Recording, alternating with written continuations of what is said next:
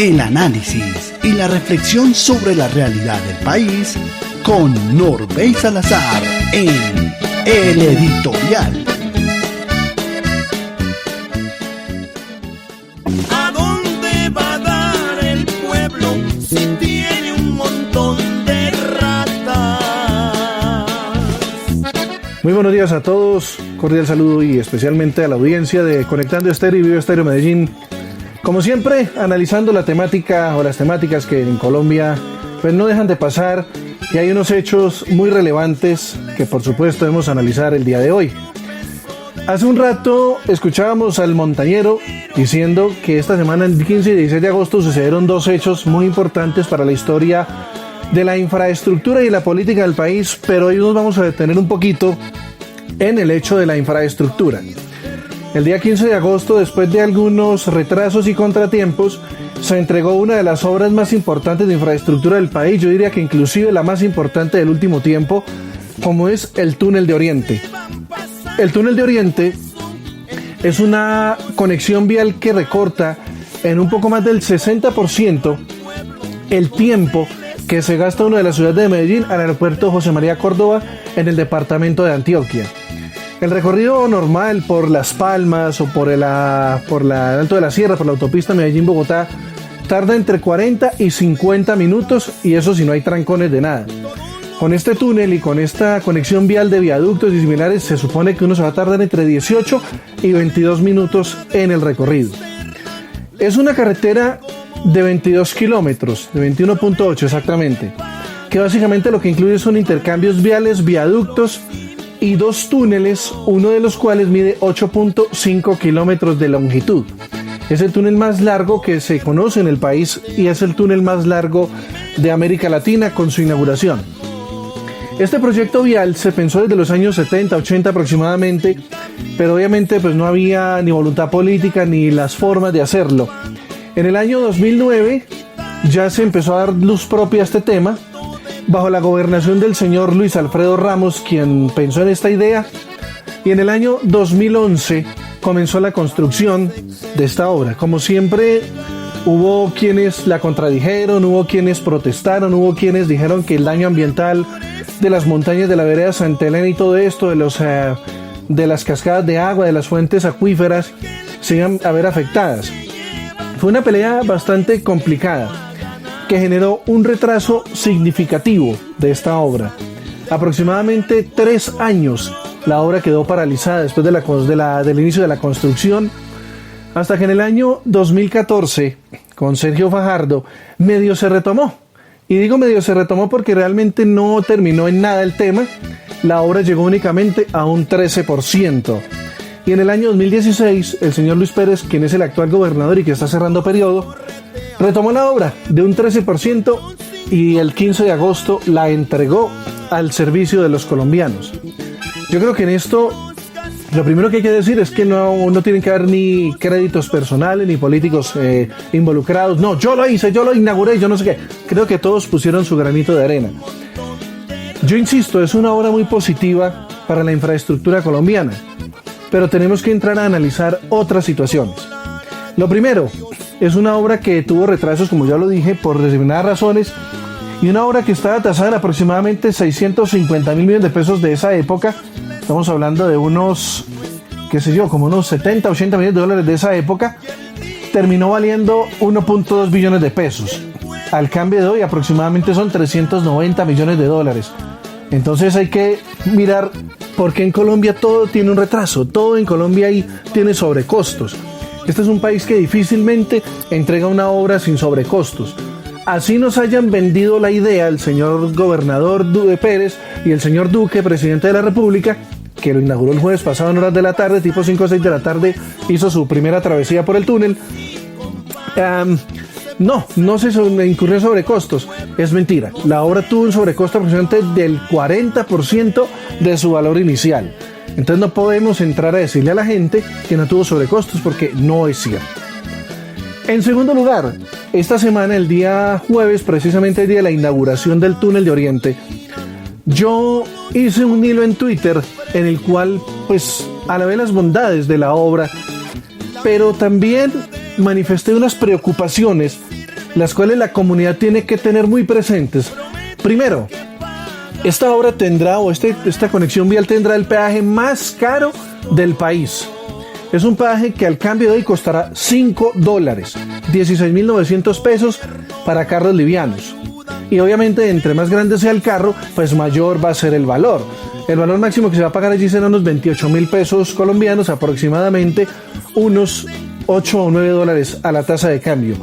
Nos parece, respetuosamente, que a pesar de la reducción de la distancia, de la conexión vial de última tecnología, monitoreada con cámaras y similares, es un costo muy alto, es un costo que impacta directamente el bolsillo de los que transitamos esta vía comúnmente o alguna vez, y aparte de eso va a impedir que los costos de los tiquetes, por ejemplo del aeropuerto a Medellín, se reduzcan.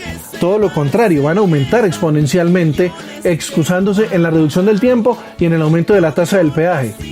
Por ejemplo, en este momento debemos comentarle a la comunidad que el pasaje del aeropuerto a Medellín y viceversa está en 10.000 pesos, aproximadamente $3 al cambio de hoy, que se nos hace un precio alto, tomando en cuenta la distancia, que son aproximadamente 40 kilómetros y que ahora se reduce a 22 con este intercambio vial. Pero obviamente con lo alto del peaje va a ser muy difícil que los usuarios veamos una verdadera reducción. En segundo lugar, hay una situación que también generó polémica y con la cual pues yo estoy de acuerdo. Los motociclistas no pueden transitar esta estructura. Es delicado que ellos no lo puedan hacer, tomando en cuenta que la excusa que saca la concesión Aburrá Oriente, se llama la concesión vial que está trabajando en el tema, la construyó y la explotará para obviamente recuperar la inversión hecha. Ellos han determinado que las motocicletas no pueden pasar por este túnel, en razón, según ellos, al punto de que como el túnel es tan largo, va a haber una acumulación de gases tóxicos que va a ser perjudicial para los motociclistas. Vamos a suponer que esto es cierto, lo voy a aceptar como un argumento válido, tomando en cuenta que es un encierro de 8.500 metros, que eso es importante. Pero hay otras vías que tienen túneles y los motociclistas pueden transitar libremente. Me van a decir, los túneles son más cortos. Bueno, sí, perfecto. Pero por ejemplo, en su momento, cuando la vía Bogotá-Villavicencio medio servía, porque yo digo medio servía, nunca ha servido, tiene túneles que en su recorrido aproximadamente suman 6 o 7 kilómetros, extendiendo todos los túneles a lo largo. El túnel saliendo de Bogotá, el túnel de Quebrada Blanca, el túnel entrando a Villavicencio, son túneles que son bastante largos y que yo sepa, los motociclistas no tienen restricción de pasar. Entonces, ¿qué hay detrás de esto? Hay dos preguntas que me hago. La primera, ¿las vías colombianas son de quién? ¿De nosotros o del concesionario? Está bien que el concesionario usufructúe y libre su inversión y seguramente va a ganar mucha plata. Esperan y aspiran un tráfico de 15.000 carros diarios. Pero, ¿por qué no las motocicletas? ¿Acaso ellos tienen la libertad de decir quién transita y quién no? La respuesta es sí, desafortunadamente, porque la gobernación de Antioquia, al ser indagada sobre este tema, el señor Pérez dijo: es la concesionaria la que decide el riesgo o lo que suceda con los motociclistas. Pero el punto número 2 viene mi pregunta: ¿acaso no será esto una excusa para impedir que las motos usufructúen este intercambio vial, esta conexión vial, tomando en cuenta que hoy por hoy las motos no pagan peaje? ¿No será que esto tiene un trasfondo económico? Mi respuesta a este interrogante es sí, hay un trasfondo económico. Entonces, obviamente, aquí hay un atentado de un derecho fundamental en la Constitución política a la libre circulación. Naturalmente, nos tienen que presentar pruebas científicas de que esos gases afectan más a los motociclistas que a los usuarios de vehículos particulares y de flotas, porque realmente, a pesar de todo, nosotros, si llevamos las ventanas abiertas por ese túnel, también vamos a aspirar esos gases, ¿no? Sí, si las llevamos cerradas vamos a ser impactados en menor cuantía, pero también vamos a ser impactados. Entonces no es una excusa que para mi gusto sea valedera. Considero que aquí hay un trasfondo económico. Entonces son las dos interrogantes que me quedan a mí después de ver y analizar el tema. Primero, el costo del peaje. Yo considero que está caro, muy costoso, y que si lo ponemos a analizar y a revisar el recorte del tiempo, para mi gusto no vale la pena.